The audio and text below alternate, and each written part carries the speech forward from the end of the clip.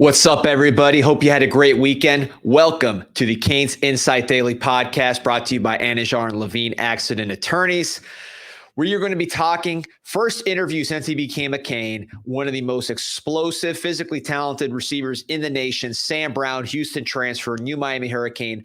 Really love that interview. You guys will enjoy learning more about him, and he is a major high upside piece to this roster. Also going to give you the latest on the Simeon Barrow situation. We talked about a little bit on Friday. We'll give you the latest on that.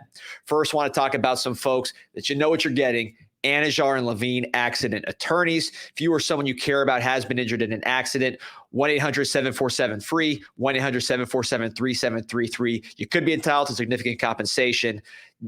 Reach out to Anijar and Levine Accident Attorneys. Take back control of your life. All right, Pete, get in here. You know, we talked a little bit about the Simeon Barrow situation on Friday. This is a player that transferred to Miami from Michigan State, got on campus, fully matriculated, was a enrolled student athlete, began having second thoughts. There was some flirtation with Missouri, some reports that he was perhaps leaving to Missouri. What I said on Friday was basically, look, I talked to people directly involved, and I hate the vague update, but they're working through the situation. I know Gabby's reported a lot for Inside the U, which, as I understand, to be accurate based on what I'm hearing, which is that because Simeon Barrow had matriculated, it's not as easy for him to just jump and go to another school. Here's my big picture view, and this is updated as of this morning. I am just taking a wait and see approach. My instinct is this will get worked out. I don't know that to be a sure thing, but I'll compare this to like The Bachelor. You guys ever watch The Bachelor on TV? They meet these girls, and they are supposed to be engaged to be married by the end of the show. And, they're together, right? In a very short period of time, very short courtship, let's say. Recruiting, high school, you're learning about these kids from when they're sophomores in certain respects, freshmen. So there's a much deeper relationship. The family's much closer connected. It is just a tighter relationship. There may be hurdles and roadblocks and ups and downs and even fights during the recruiting process that people don't hear about.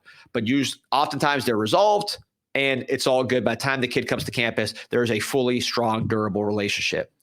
The portal's different because, again, it's like The Bachelor. You're learning about these guys in a very short period of time. It's speed dating, and boom, they're enrolled, right? So I think, without getting into too many specifics, this feels like that to me, where you have a short-term relationship. It's being tested early here. And ultimately, I think all these things can be worked out. I know everybody wants Simeon Barrow to be the defensive tackle for the Miami Hurricanes next season. That's why they recruited him so hard. And I think ultimately it will work out. Nothing is for sure right now. They're working through it. But without sounding too vague, and I know people will be like, oh, he's being vague. I'm giving you the best I can give you. It's an ongoing process. I just think this is a product. And Pete, chime in, because you were an agent for a lot of these changes in the college football world. This is just a sign of the times where the relationship building process in recruiting is different, and things that get worked out way ahead of time in recruiting maybe get worked out when the kids are already on campus. Yeah, but that's the interesting thing about this is that, at least in my time, there was a situation as an agent. If there was a situation like this, that stuff would have been resolved once he got there. Obviously, he was on campus. He was enrolled, and that's what's really making this thing probably more complicated than other situations. And look, I've seen people speculate, well, is it a competition thing? Is he afraid of listen, I don't think he would have come here in the first place or decided to come here if he didn't have a good idea that he was coming in to be a starter and a guy who was going to get a ton of snaps. Us both understanding what the situation is at Miami as well, we expected him to come in as a starter. I think that's what you're seeing here right now is just these little details need to get worked out here. I don't think it was a competition thing at all, though, and hopefully it does get resolved. Yeah, and by the way, one thing I know that it's not about is not like a Jaden Rashada situation or anything like that with some sort of financial part. Forget about that. That's the blessing of being with a program like Canes Connection, one of the top NIL programs, if not the top in the nation. You don't have to worry about that aspect of it. So I think it'll get worked out. We'll see. I'm confident. These are human beings. It's an ongoing process. Let them work it out. I think we'll have good news here this week, but that's not for sure. I'm not saying I don't know how the end game is. This is my prediction in a weird process. But that's where I stand right now. Hopefully, Simeon Barrow and his family will be at Caneswear buying some new Canes gear, or they're in Savannah, Georgia, or they're in the Georgia area. Maybe they're ordering it on caneswear.com to get delivered to their place, the best selection in town. If they're hockey fans out there in Georgia and they support the Panthers for whatever reason, Panther gear going off the shelves at Caneswear and caneswear.com. They got a ton of it, probably more than anybody around, on top of all the Canes gear. So caneswear.com. Shifting gears to another Georgia transfer, somebody who very, very excited to talk to. His first interview with a Miami Hurricane site or anything else. Sam Brown, wide receiver from Houston, originally from Savannah, Georgia, committed to Miami, 800+ yards last year. And I think he's only scratching the surface of his ability. Talking to people at Miami, they view him as a top 100 type pick right now with the potential to go higher. 6'2", 195, 4.45 speed, jumps out the gym, second in the state of Georgia in long jump, basketball player, plays both ways on defense and offense. In high school, just a superstar athlete. You saw his catch and run ability against Texas last year. We just caught a short one and went about 55 yards. Brings a different dimension, I think, than Horton, who's really a downfield, long striding guy. Restrepo, obviously a short kind of running back guy in the slot, running back build in the slot. George, great at tracking the ball. Your pure receiver, pure pass catcher.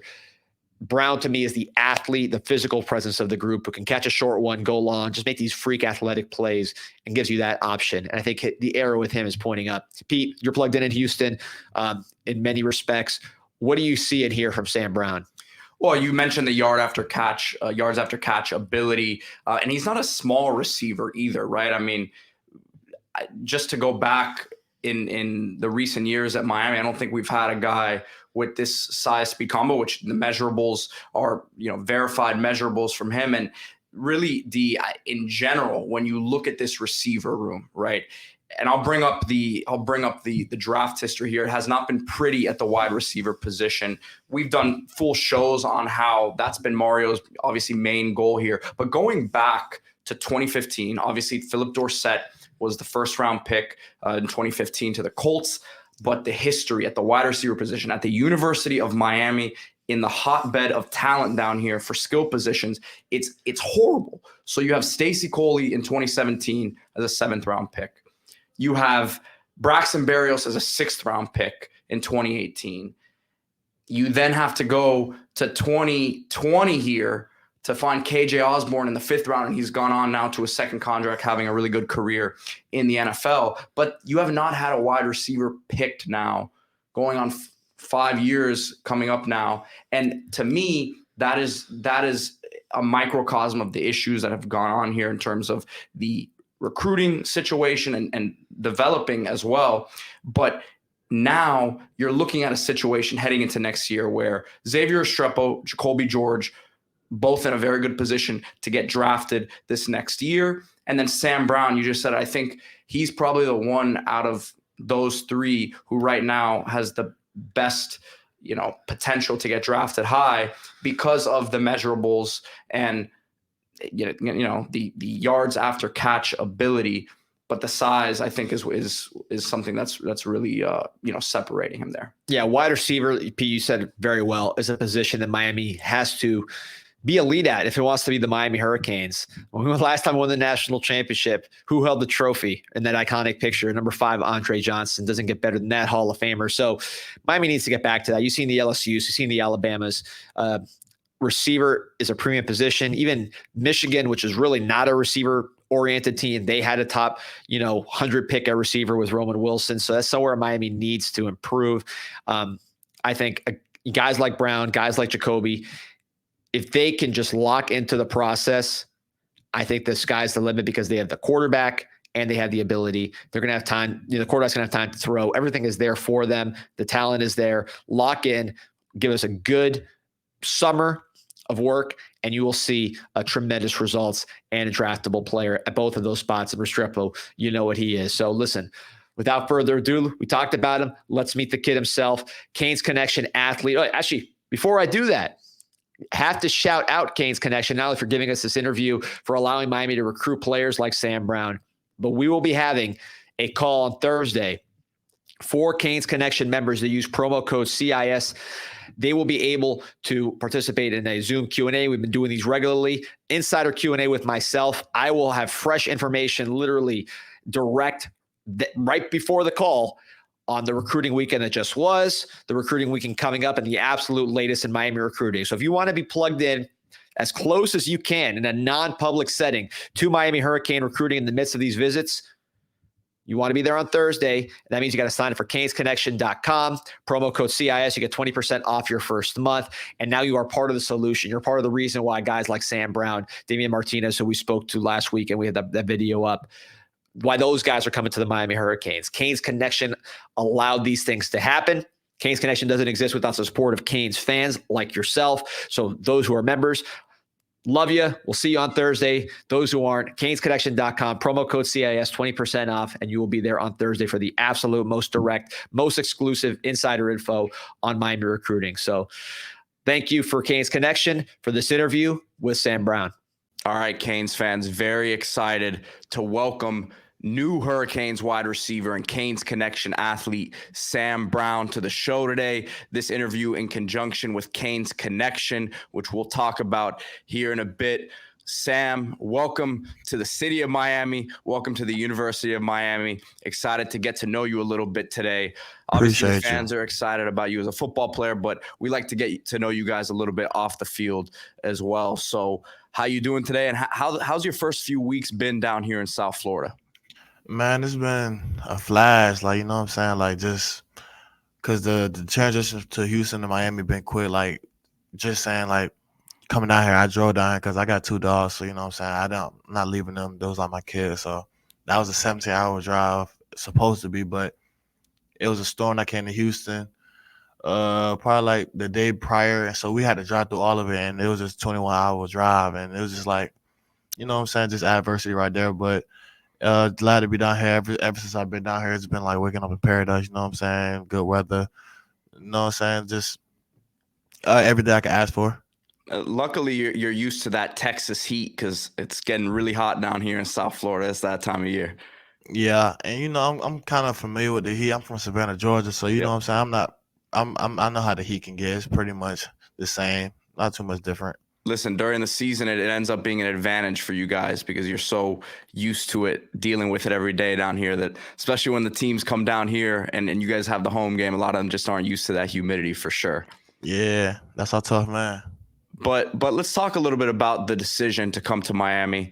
You were at Houston, previously at West Virginia. Before that, we'll get into that a little bit. But your decision to end up in Miami, really now your last year here, and an opportunity not only to win a lot of games this year, but to continue to improve, you know, your stock for the next level.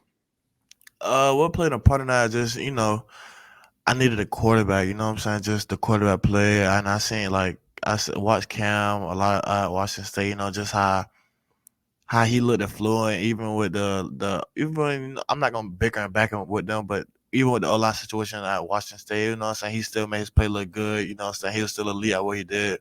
And then I just wanted to come into like a program to where I was familiar with, and that goes to Coach Dawson. You know what I'm saying? My first year at Houston, I was under him. I did okay. I could have did better, but you know what I'm saying, we had Tank Dev, so you know what I'm saying, it was his show. Now it's just like I know how to maneuver, and you feel me? I know what's expected out of me over here. And you had the opportunity to work with Cam before you ended up making your decision official. Everyone saw it on social media. You had the Canes fans in a frenzy when that came out, right? So, I mean, you could tell us the truth now. After that day, was that kind of like, all right, like, I know where I need to go? Nah, truthfully, that day, you got, like, I told Cam myself, like, I don't know what I'm gonna do, because, like, that day, like, we was working out with his own trainer. We wasn't really talking for real about, because I'm getting at mid workout, I'm getting Alabama, LSU, Georgia, all them calling me. I'm just like, bro, I don't know what I'm about to do. Like, you feel me? Then I came down here on the visit. It was everything I wanted, so I really didn't have to look elsewhere to find the same love that I got over here. Hey, better you didn't tell them you were coming there, and then something happened. Yeah, you know what I'm saying? Yeah. I'm a man of my word. There you go. Well, that's great to hear for sure. So let's talk a little bit about off the field, man. Your off the field injury. So you started at West Virginia. You ended up at Houston, now at Miami. So you seem like a big city guy. Let's talk a little bit about you off the field. I know you have some interests outside of football. So, on a normal day, when you're done with workouts, done with everything you have to do with school and anything football related, what are you getting into? It really just depends on the day. Like, you know what I'm saying? Now that I'm in Miami, I can go get on the boat anytime I want to. I can, just walk the strip if I want to. But on a normal day, I got two dogs. Like, I know I got two dogs. I got a pit bull and I got a Frenchie. You know what I'm saying? Those are my kids. So I really kick it with them in the house. Or I might just, let loose, go to the mall, and grab a couple of clothes. Like, I love dressing. I love keeping up with myself. So I'm one of those type of guys. Hey, it's part of it, man. It's the wonderful thing about today's day and age in college football and all that is that you have the ability to build your brand, right? And NIL and talk a little bit about Canes Connection. Obviously, you've only been here for a few weeks now, but how has that made your transition easier? Working with the people over there and just kind of starting to get to know the people down here in the community a little bit. The Canes Connection been doing like very well. Like just putting my name out there. You know what I'm saying? Like just I'm new down here, so they trying to put me in like faces of like people that's like involved in the program, so that they just keep me involved with the program, like and growing my name. Definitely. So let's get back to football a little bit here. Let's talk about let's go back a little bit, your athletic journey, right? We always like to talk to guys about, obviously you're here to play football, but kind of how you got to this point. Mm-hmm. Know you played some basketball, right? So other than basketball and football, was it anything else or was it those two sports growing up? Yeah, I ran track like my whole life. I'm really a track athlete. Like I had a couple offers in track, but I didn't really, you know what I'm saying? You really can't go too far in track, like money wise, pursuing wise. It's the Olympics and that's pretty much it. But like I want to say my senior year of high school, I was number one in Georgia. Like I had my junior year, I had jumped 23.7. Then my following year, senior, I jumped 24.11. I was number one in Georgia, so I got a little bit of track background too. So I got a little surprise for you here. I got some basketball highlights here.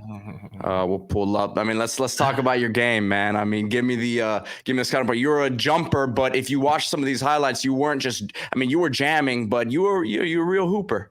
Nah, facts, of course. What's the scouting report, man? I mean, any NBA players you would like compare your game to? Compare my basketball game to I didn't display it. I really didn't display it, but probably like a Rob Paul George, you know what I'm saying? Like Okay. Not too much skill, Paul George. I mean, listen, it's tough to juggle. You're running track, you're playing football, and I already know the coaches were probably pulling you in three different directions, right? So if you would have focused on that's what all the football players say, right? You've seen the debate that's been going on about if there would be this many NBA players playing in the league and all that. So it's always a fun debate, but you definitely had some ability, that's for sure. On the football field, how would you describe your skill set, right? Because you are a jumper, you do have the speed, and you have the size. You're not a little guy out there either, right? So just talk to us about your skill set and where you think the next step for your game really is. That's pretty broad. I feel like I bring a lot to the table. Like just to keep it broad, I could just say like explosive. Like, you know what I'm saying? Everything you see out of me and the ball in my hand without the ball line is gonna be explosive. And then skill, like what I could get better with skill wise, just you know what I'm saying, always sharpening my craft and just being stronger and more balanced. You know what I'm saying? Like just being harder to bring down and harder to stop. Definitely. Now we talked about Cam Ward a little bit. let's talk a little bit about the rest of the locker room and kind of how guys have embraced you so far, because you're not the only new guy in there, right? So, Was done. but it seems like everyone's kind of going in with the same mindset of like, we're coming in here for a purpose. It's Miami and it's a great place to be, but It we're ain't here to hard to play see ball. it. It ain't Yeah. hard to see. Everybody know the vision right now. You know what I'm saying? Like, and Coach Chris Barrow doing a good job. But like when he bringing everybody in, like on visit, like he's making the vision clear as possible. Like you know what I'm saying? Like he not being around the bush. Like this. Y'all gonna see this gonna be a team. Like everybody need to wake up to this gonna be a team. Like everybody not coming here just to we living in Miami, but we bringing the U back. You talk about Coach Cristobal. You mentioned Coach Dawson before, and you had some previous experience with him. Knowing what you know about Coach Dawson, why did it make you feel confident about coming down here and playing in his offense once again? Cause I know Coach Dawson, like one, he gives his player the freedom of like, you know what I'm saying? Like if the player see something on the field that he can't really see right now, like he's a listener. He's not gonna just jump on you right there. He's gonna listen to you, and then he's gonna give you what you remember like other ways to win or whatnot. And then like he's just not a scary offensive coordinator. Like he's aggressive. You know what I'm saying? Like, and then I feel like he's gonna give Cam a little bit more freedom in that way. So it's just gonna be like a player-led team, and that's what all the great teams is. And then Coach KB, Coach Kevin Beard, obviously your position coach. It seems like everyone who deals with KB says the same thing, that he's able to relate to you guys as players, and you can really kind of trust what he's telling you is because he's trying to get you to the next level. So talk about him a little bit and the relationship that you've already built with him. Coach KB, like I could just first off and start by saying like probably one of the most detailed person I've met in the coaching game right now. Like just the conversations we had is he's always finding little things in my answers that could be like fine tuned and whatnot. You know what I'm saying? Like just my terminology of football. He's like you feel me, just perfecting my craft. But Coach KB is a real stand up guy. Like what you see at him on day one, you're gonna see it on day 100. He's just consistent in what he do, and like you know he's been through the program already. So like he's not really trying to. He's staring everybody in the direction that the way that he was trying to get to, but you know what I'm saying he had a couple of hiccups, but he just want to get everybody in that same boat. Definitely. Now, when your playing career is over one day, what do you see yourself doing after football? You see yourself staying in football in some capacity or doing something outside of it? Of course, coaching. Like I don't see I don't see myself getting away from the game for a long time. Like I love the game, student and a learner. You know what I'm saying? So. Now, last couple questions here before I let you go. Some of the weapons around you, right? We've talked about Cam. We've talked about how everyone's coming in there with the same vision, but that offense as a whole, really strong offensive line. Obviously, we know that. And then there's a couple guys coming back that are some of the top receivers in the ACC already, and Xavier Restrepo and Jacoby George. And then you got some young guys behind that bring something extra to the table as well. I know you weren't here during the spring, but obviously that group seems to be like it could be pretty dangerous. So just talk about how excited you are to kind of work with those guys as a whole. Yeah, no, to like you feel me, not to forget anybody. You know what I'm saying? We got we got two great really three good quarterbacks that can play. For sure. We got three running backs that can play right now too. Yeah. So it's just like it's gonna be hard to stop. Like, but receiver wise, you know what I'm saying? Like, yeah, he had a great year. He's a great player. Jacoby George, great player. Zay, great. JoJo Young, but he has a lot of flashes. Just me saying, and then Ray, great. Like, and then it's more those just who I met so far. The tight end group could be tight end. We can't forget about them. Yeah. Can't forget about them. So tight end, you feel me? It's just I'm coming to be not the guy, but a part of the guys. You know what I'm saying? If that makes sense. I'm not coming to shake up the room or whatnot. I'm just trying to, you feel me, perfect the room and like just go to the room on and off the field. Like just be a leader to the team and not just get self accolades. Like it's bigger than that. What really matters the most is just winning. You know what I'm saying? That's if you want to grow your stock, that's where it starts with winning. Yeah, man. It seems like that mentality is kind of gone throughout the locker room. If everyone plays their role and does what they're supposed to do, not only is the team going to win games, but everyone's going to get their numbers. Everyone's going to get their share. So it seems like that's where everyone's head's at. And it's great to hear, man. It's been great to get to know you a little bit. Appreciate your time today. Once again, Sam Brown with Canes Connection here. Sam, thank you once again. And I know the Canes fans are going to be excited to listen to this. So thank you. Appreciate you.